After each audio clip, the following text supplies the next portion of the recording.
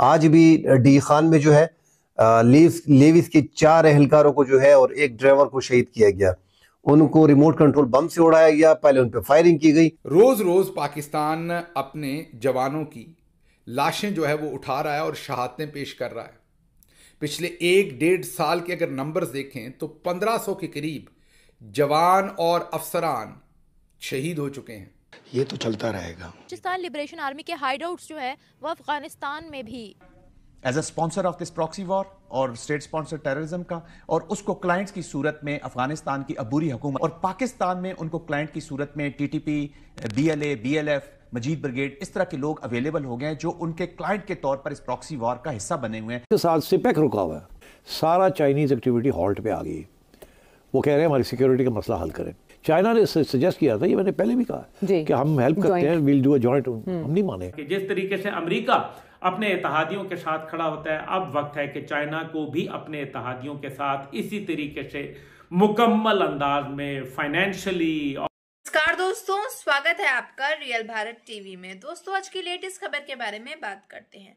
तो भाई, जैसा कि आप सभी ने दोस्तों देखा कि पाकिस्तानी मीडिया का कहना है पाकिस्तान के अंदर जितनी भी पाकिस्तानी फौज जो है दर्जनों में मारी जा रही है, वो सब भारत का करवाया गया है, भारत के द्वारा करवाया जा रहा है। जितनी भी पाकिस्तानी फौज पाकिस्तान के अंदर मर रही है, हमले हो रहे हैं उन पर, वो भारत करवा रहा है। आखिरकार पाकिस्तानी ऐसे ही तो है, पाकिस्तानी हर चीज का जो इल्जाम है वो भारत पे ही लगा देते हैं। लेकिन भाई, पाकिस्तानी पत्रकार और पाकिस्तानी मीडिया, ये वही पाकिस्तानी मीडिया है जो कुछ महीने पहले कहती थी अफगानिस्तान से भारत का सोपड़ा साफ हो चुका है और पाकिस्तान जो है, पाकिस्तान जंग जीत चुका है। ये वही पाकिस्तानी मीडिया है। अब मैं पाकिस्तानी मीडिया से ये चीज कहना चाहूंगी, तुम भाई अपने आईएसआई लोगों से पूछो वहां जाकर के कि तुम्हारी आईएसआई टीम जो है वो क्या कर रही थी वहां पे। उससे जाके सवाल करो ना कि ये कौन करवा रहा है, किससे हो रहा है, क्या हो रहा है उधर पाकिस्तान के अंदर। वो कहाँ थी जब ये चीज हुई पाकिस्तानी फौज के ऊपर। भाई ऑब्वियस सी बात है, ये वहीं पे होंगी, फीमेल्स के कमरों में कैमरा लगा रहे होंगे लोग जाकर के, क्योंकि ऑडियो वीडियो जो लीक करनी होती है इनको। तो पाकिस्तानी मीडिया का पहले रिएक्शन देखते हैं इसमें, आगे फिर मिलते हैं वीडियो के एंड में। पॉलिसी मेकर्स के ऊपर कि कहां पर हमारी पॉलिसी का फेलियर है कि हमारे जवानों की जानें जा रही हैं। लेकिन हमारे यहाँ रवैया क्या है?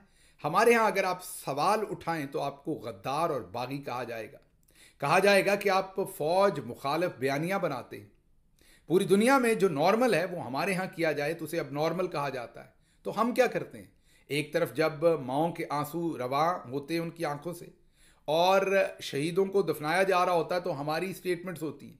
वो बताता है, ना उठाना चाहता है, ना जवाब देना चाहता है कि कहाँ पर हमारा पॉलिसी फेलियर है कि हमारे जवानों की और अफसरान की जानें इस तरीके से जा रही हैं, हम इतनी शहादतें क्यों दे रहे हैं। उसकी एक बड़ी वजह यह भी है कि ये तमाम लोग जो है ये तो तैयार हैं वतन की हिफाजत के लिए शहीद होने को, क्योंकि हमारे मज़हब में शहीद का दर्जा बहुत ऊंचा है। लेकिन ये भी तो ज़्यादती है कि शहीद के दर्जे के पीछे हम अपनी पॉलिसी फेलियर्स को छुपा लें।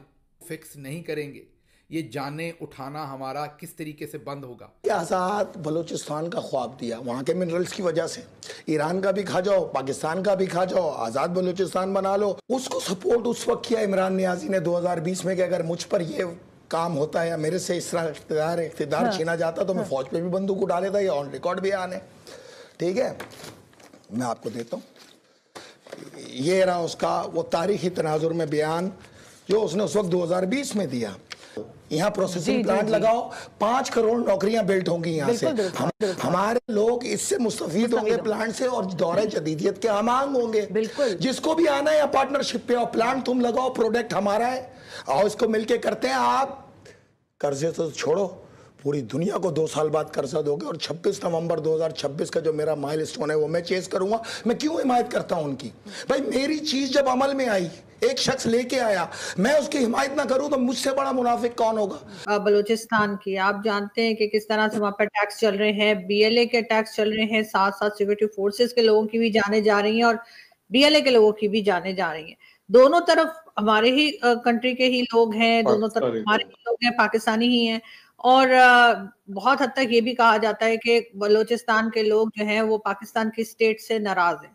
वो कहते हैं कि जी आप हमारे राइट्स नहीं देते, आप मतलब उनको मिसिंग पर्संस का जो इशू है वो सॉल्व नहीं किया। वो उस मल्टी लेयर्ड है, मतलब वो कसीर उल जहती है, उसके मुख्तलिफ फेसेस हैं।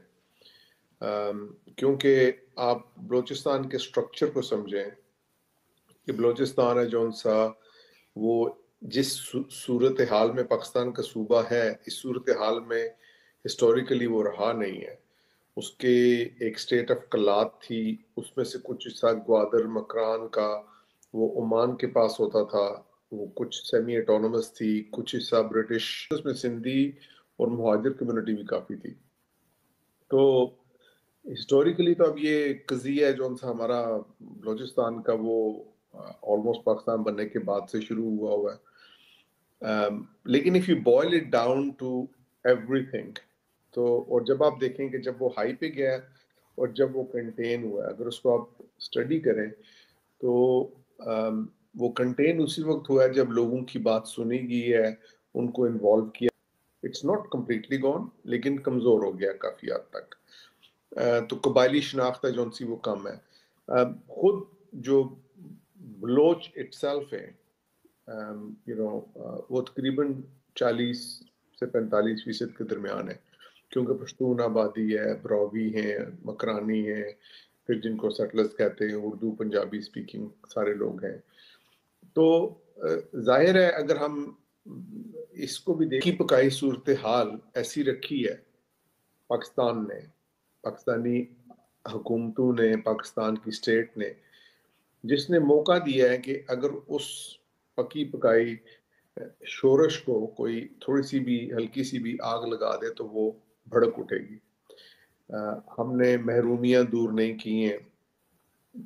फिर टेक्निकली अगर आप जब उसकी डेप्थ में जाते हैं तो आप देखते हैं कि जैसे ब्लाउथ पंजाब में भी मिलेगी, बल्कि सेंट्रल उस पंजाब कह लें आप, उसके डीप हार्ट में भी अगर गुर्बत के मसाइल और महरूमी के मसाइल देखे जाएं तो they are not hugely different.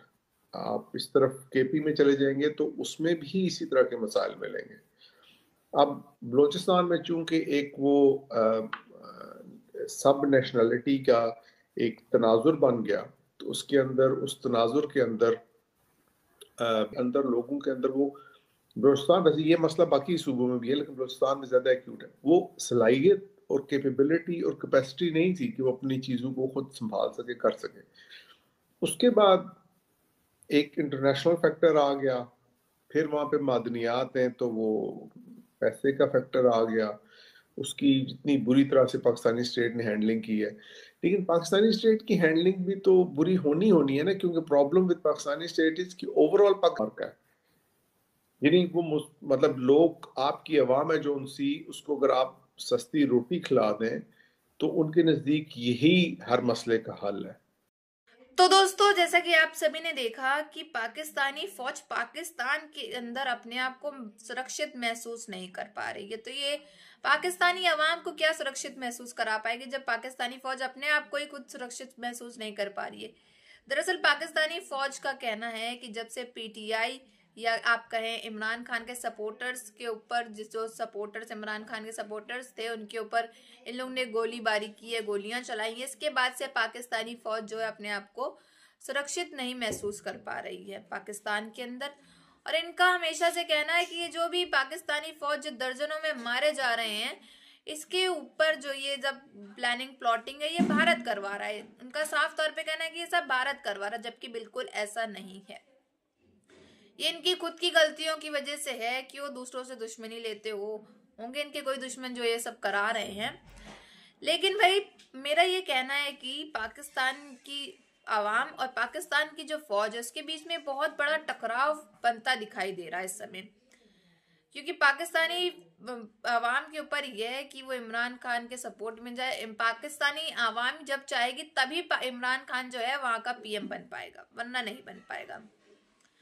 और पाकिस्तानी इस समय पाकिस्तान के मुल्क में जितने भी पाकिस्तानी हैं वो बहुत अपने आप को डरे और सहमे हुए लग रहे हैं, क्योंकि भाई पाकिस्तानी फौजी वहां अंदर पाकिस्तान के अंदर सेफ नहीं है तो आवाम क्या ही सेफ होगी।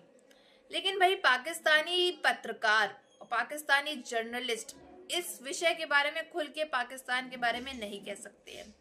अगर कुछ कहेंगे तो फिर वही आ जाएगा, इनको उठा करके ले जाया जाएगा, इनके साथ मारपीट की जाएगी, ये किया जाएगा कि पाकिस्तान के खिलाफ क्यों बोल रहे हो, भारत की तारीफ क्यों कर रहे हो।